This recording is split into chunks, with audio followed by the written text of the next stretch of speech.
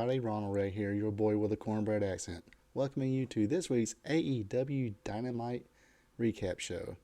Uh, this week's Dynamite takes place at the MVP Arena in Albany, New York. Never been there. Well, I've been in New York, but not Albany. Um, People treated some, good stuff. The usual video game type stuff, but noticed there was seemed like to be a lot more wrestling uh, involved in some of these matches. Some of these matches, started here and kind of, or excuse me, there we go. Kind of started here and kind of worked the way up instead of like it usually does. If that makes sense to you, my hand movement. Uh, anyway, appreciate you guys checking it out. And if you like it, please hit that subscribe button. Also hit the like, notification bell, leave a comment. Let me know what you thought about this week's AEW Dynamite show. And with that being said, let's let it rip. Alright, and as per usual, this is getting to be a regular thing now. First match of the night is a international championship match. Orange Cassidy defending against AR Fox. And it seems like Orange Cassidy is in the first match on every show. I think we know why now. I read that he is now one of the agent producers, so therefore, if he's got some stroke, he's got to do some producing and agenting type tasks to do. So, gets this match done first, goes to the back, gets his work done. Uh, anyway, yes, he is defending against AR Fox. AR Fox had a hand in training Darby Allin. I believe he came down to Atlanta and trained at the I forgot what his name, but it's a training facility in um, close to Six Flags in Atlanta, right off Fulton Industrial Boulevard. I know where it is, but I can't tell you the name. I think Mr. Hughes ran it for a while. Forgot who did before him. I think Mr. Hughes wound up, training AR Fox. Anyway, enough of that little backstory. Now let's get to the match. Like I said, we got some solid ground wrestling here to begin with. You know, Fox took a portion of the match after, um, after a kick off the ropes from the turnbuckle moonsault. Uh, he wound up getting an advantage, picture-in-picture advantage. Of course, after a commercial break, they exchanged kicks to the face, double neck breaker, an outside dive, and a senton would give Fox a very convincing 2 count. Exchange of near falls. Fox would attempt a 450. That failed, but he wound up selling the ankle as if he kind of injured it when he was laying on his feet. Cassidy would roll him up for the win. But that's not the end of it, really. After the match, Orange kind of did his show of respect and gave AR the glasses. He turned his back, or they did a little pose. He turned his back. AR Fox took the glasses off, broke them, and just leveled Orange Cassidy. This did not sit well with Darby Allin at all. He really got in AR's face. And when that was going on, they kind of went to the back. Out of nowhere came John Moxley, and he pretty much did the same thing. Attacked Orange Cassidy, put him that double arm DDT, laid him out. So it seems like everybody's wanting to beat up poor little Orange Cassidy this week. Next. Alright, what everybody's been looking for, the Hollywood Jackwagon Jack Perry came out, gave a promo, and after a bunch of you-know-what and okay, you-know-what, started dogging the FTW Championship, said it's worthless. Yeah, we know. Then said, hey, that old company, I would have, ran circles around everybody in that locker room if I was around back in that day. Taz kind of chuckled at that. Out came Jerry Lindo to kind of saved the day. Jerry Lynn's not famous for his promos, but more in ring work. He was in his day, and that prime right there when he was the new effing show, him and Rob Van Dam, and him against anybody. Uh, let's say at Broomstick, Jerry Lynn would have a good match with it. Um, anyway, he comes out, says, "Hey man, you got the wrong tone." Actually, call him Jungle. Hey Jungle, that was just funny. Then the Hollywood Jackwagon said, "Hey, I'm the Hollywood Jackwagon Jet Perry now. Jungle's dead." But anyway, he said, "Hey, somebody might kick your ass." And Perry's like, "Well, who's gonna kick my ass?" And Jerry dropped the mic and said, "Okay, let's go." But of course, Jack Perry didn't want to wrestle. He didn't have his gear or anything like that. So you know how that goes. But there's a match set one next week. Jack Perry versus Jerry Lynn.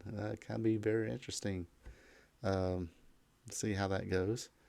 Other than that, next. All right, next match in that is Pac versus Gravity.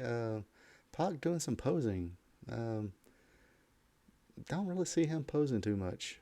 Uh, yeah, he definitely's got the body to pose, but uh, that's doesn't seem like a bastard thing to do, really. At least Pac, anyway. Um, Gravity shows he can do the flippity floppy, bounce off the ropes, hits a drop kick, sends Pac outside. They chase each other around for some reason. I have no idea. Uh, it was like, a game of tag. Gravity chased Pac, Pac chased Gravity. Pac nails him with a baseball slide drop kick while Gravity is outside the ring. Of course, picture in picture, Pac has the advantage. Gravity made a little bit of comeback, nailed a reverse cross body block for a 2 count. Um, but Pac was able to hit a super brain buster into the rings of Saturn. Gravity taps out. Pac wins. Like I said, something in there just didn't make sense. Did not know that Gravity was the brother of Bandito either. So I definitely learned something. Some of you probably already knew it, but I don't know. Anyway, next. All right, next up we get a little backstage. I think it was a pre-recorded interview from last week. Um, from the Better Than You Baby, MJF, says, "Hey, FTR, being his Slacky was the pinnacle, haha, get it, pinnacle of their careers. Made fun of Cash's mullet. Then made fun of Dax saying the same shit in every interview. His words, not mine, but I just used them. Um, yeah, kids, sorry if you did watch Dynamite, you can handle me saying shit. Um, that sounded mean. I'm sorry. Anyway, say he's going to hit uh, Dax so hard that he will spit CM Punk's jockstrap. So we're kind of what did Bill Watts say in Sheer interview when he was talking about the NWO? Yeah, sometimes you just create your own enter promotional wars.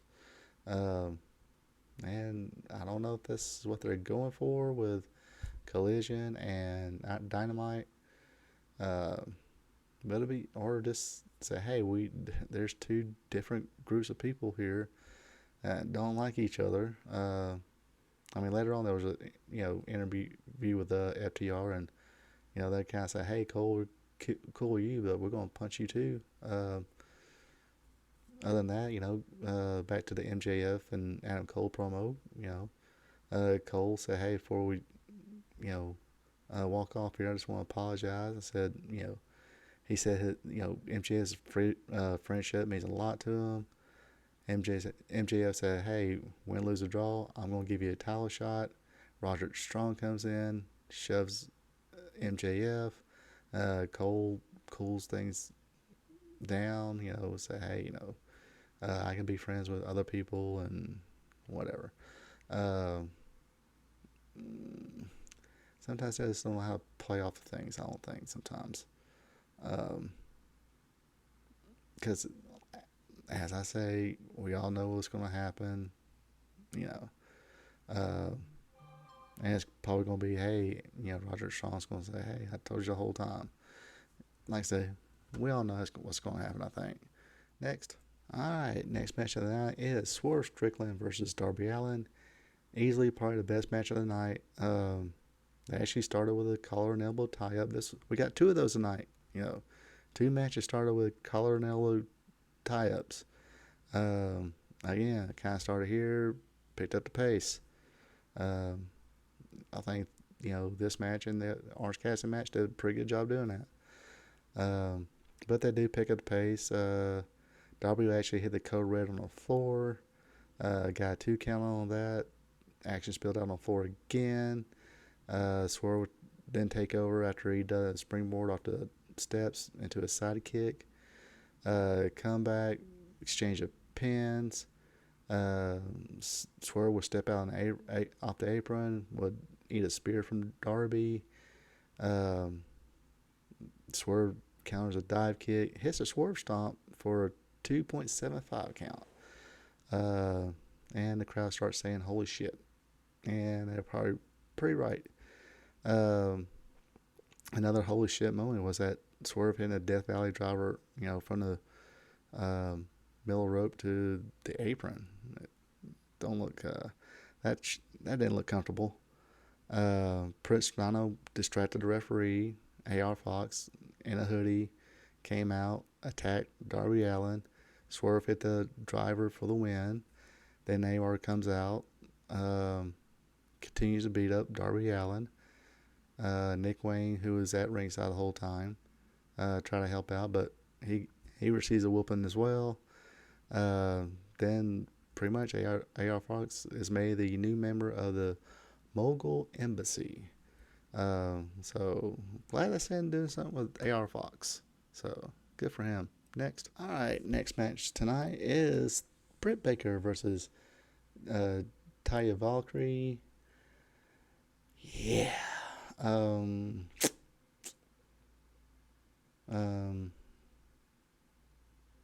Yeah. They kind of did the same thing. They did work some holes. Tanya counters a headlock, gets the advantage, strikes in power, picture in picture of heat. And of course, just in time for their, commercial break to end, referee tells Britt to move, so she moves away from the hip attack. Some exchange of some very slow paced thigh high slap kicks, or thigh slap kicks, sorry. Sloppy clothesline from Valkyrie, who cares?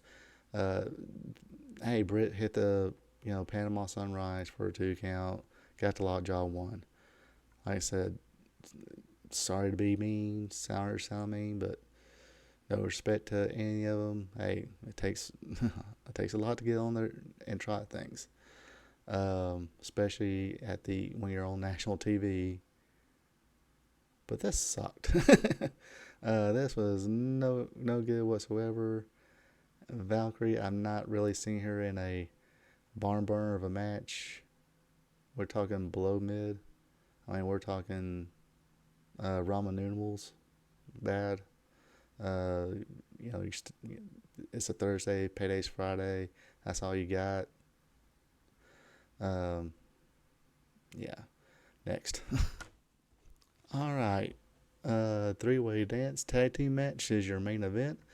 The Blackpool Combat Club, Claudio Castagnoli and John Moxley versus Rey Fenix, Penta, the Lucha Brothers versus the Best Friend, Beretta, and Chuck Taylor. The Lucha Brothers and Best Friends start out in the ring as the BCC they had their music playing. They were still going through the crowd. Then, of course, when BCC gets there, all 6 men go at it. We get finally something of a tag team match. The BCC worked on Phoenix for a while. Trent gets in. He got a little bit of shine. Then, of course, time for commercial. So they start working on Trent. Again, Trent's taking a whooping during a picture-in-picture from the BCC. And of course, right on cue, Beretta counters a superplex, tags in Chuck Taylor. All six men get involved again after Penta gets a tag in. Lucha Brothers almost sealed it up, but the BCC cut them off. BCC looked like they was going about to end it too till Orange Cassidy comes out, helps out. Gave Wheeler Yuta a Superman or Orange Punch. Not Tim on his ass. This distracted Moxley. They go after, or he goes after Orange Cassidy. Beretta had it won. Beretta had Claudio pinned, but now all of a sudden we're worried about rules and who's the illegal man and all that good stuff. So since Trent wasn't a legal man, referee didn't count. Some more melee. Penta hits a package pile driver on Chuck Taylor for the win. They're calling like a upset or something like that. Didn't seem like the crowd. I mean, I don't know. Crowd wasn't kind of feeling that ending, but it is what it was. Everybody kept fighting anyway. And that's how the show ends. Everybody fighting. I think they announced next week it's going to be Trent, Moxley, and Penta. Anything goes 3-way match. Okay. Like I said, it's I should start, doing these recap shows of, hey, this person hits the hit the grapple button and they went into the strong grapple button. Finish, whatever. Describe some of these matches. It is what it is. It's they get their niche. If it's working for them, good. I find some of the stuff entertaining. Like I said, the Britt Baker Taya Valkyrie match, horrible. I'd rather have a Doudrop versus Bianca Belair match. You know how high up I'm on Bianca Belair. But my problems with Bianca Belair is her character's a little cringe, not her athletic ability. But anyway, we're talking about AEW. I was reading where it seemed like Britt Baker was getting a lot of heat of having a bad match, but it's like, have you seen any of Valkyrie's matches since she got there? Not that familiar with her work, but since she's got there, she's not exactly putting on a clinic. I mean, even with Jay Cargill, everybody else, it's not pretty. Anyway, like I said, this is all my opinion. Nobody get butt hurt. Opinions are like, everybody's got one, including me. Other than that, speaking of opinions, let me know what you thought about the show. I like to hear everybody else's opinion. You're not going to have to worry about me calling you an idiot or anything like that. Being called an idiot, I'm not going to call you an idiot. Somebody else might call you. I can't control everybody. I'm not going to call you an idiot. I might disagree with you, but I'm not going to call you an idiot. But yes, please leave a comment. Tell me what you think. Like I said, hit that subscribe button. Appreciate you guys watching. Catch you next time. Have a good one. And see you later. We here at RP Tube Vision would like to thank you for tuning in. Don't forget to like, subscribe, and share. Also check out friends of the show Ecolife and Natural for home-crafted candles, hand cloth, and other home and personal goods. Look them up on Facebook. Link will be available below the video. That is Ecolife and Natural.